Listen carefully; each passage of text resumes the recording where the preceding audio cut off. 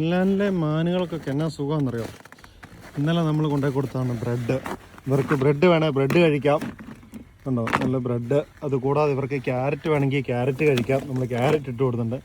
ഇത് രണ്ടും പോരാഞ്ഞ് ഇതുങ്ങൾക്ക് വേണമെങ്കിൽ ഇതാ നമ്മൾ ഇതിനകത്താണ് ഗോതമ്പ് ഇട്ട് കൊടുക്കുന്നത്. ആഹാ, ഗോതമ്പ് തീർന്നല്ലോ.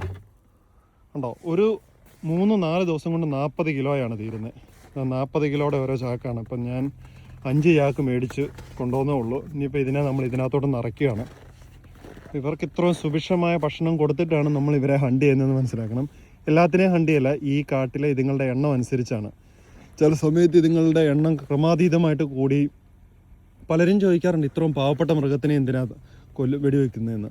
ഇതിൻ്റെ എണ്ണം ക്രമാതീതമായിട്ട് കൂടി പല അപകടങ്ങളും ഇവിടെ ഉണ്ടാകാറുണ്ട് വഴികളിലേക്ക് ഇറങ്ങി. അതുകൂടാതെ കൃഷിയിടങ്ങളൊക്കെ ഇതുങ്ങൾ നശിപ്പിക്കുന്നുണ്ട്.